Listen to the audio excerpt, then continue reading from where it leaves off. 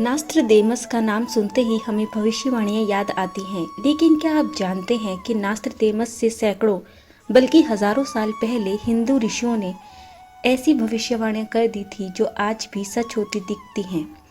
आइए जानते हैं कि नास्त्रदेमस कौन थे और ऐसी कौन कौन सी भविष्यवाणियां उन्होंने की थी जो आगे चलकर भविष्य में सच साबित हुई। नास्त्रदेमस फ्रांस के एक महान भविष्यवक्ता थे जिन्होंने 1555 में अपनी किताब लेस प्रॉस्पेरिटीज में सैकड़ों भविष्यवाणियां लिखी। कहा जाता है कि उन्होंने वर्ल्ड वार्स, नेपोलियन और हिटलर के उदय की भविष्यवाणियां भी पहले ही कर दी थी। तो क्या वे एक भविष्यवक्ता थे? नहीं, भारत में ऋषियों ने हजारों साल पहले आने वाले युगों, समाजों और घटनाओं का उल्लेख किया था, और वह भी बहुत बारीकी और स्पष्टता से। हिंदू ऋषि और भविष्यवाणियों का विज्ञान। भारत में ऋषि न केवल ध्यान और साधना में पारंगत थे, बल्कि वे समय और ब्रह्मांड के गहरे रहस्यों के ज्ञाता भी थे। उन्होंने अपने ध्यान, सिद्धियों और दिव्य दृष्टि से भविष्य की झलकियां देखी।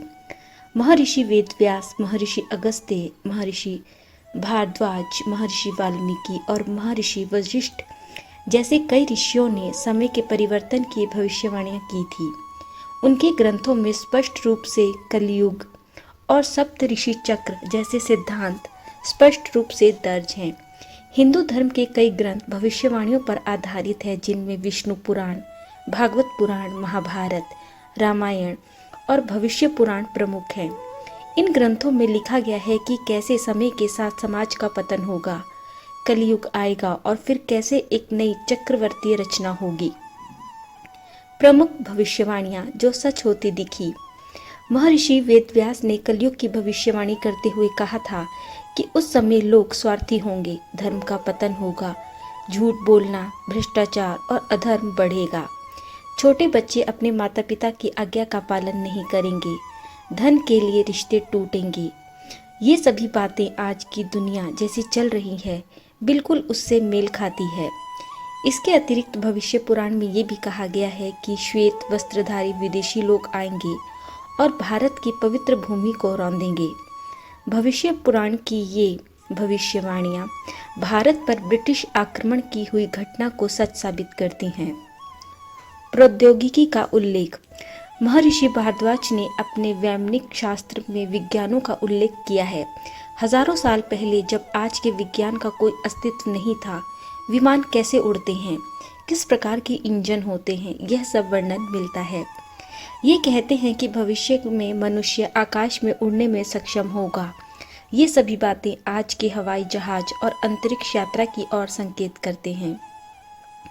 महान युद्धों का उल्लेख। महाभारत में लिखा गया था कि भविष्य में पृथ्वी पर भयानक युद्ध होंगे जिसमें लाखों लोग मरेंगे। क्या यह वर्ल्ड वार जैसा नहीं लगता? कल्कि अवतार की भविष्यवाणी। भविष्य पुराण में बताया गया है कि भगवान विष्णु का अंतिम अवतार कल्कि होगा, जो घोड़े पर सवार होकर एक योद्धा के रूप में आएंगे। हिंदू धर्म के ग्रंथों में बताया गया है कि वह अधर्म का नाश करेंगे और धर्म की पुनर्स्थापना करेंगे। आज के समाज की स्थिति को देखकर ये लगता है कि ये समय भी पास आता ही जा रहा है। हिंदू भविष्यवाणियां बनाम नास्त्रदेमस।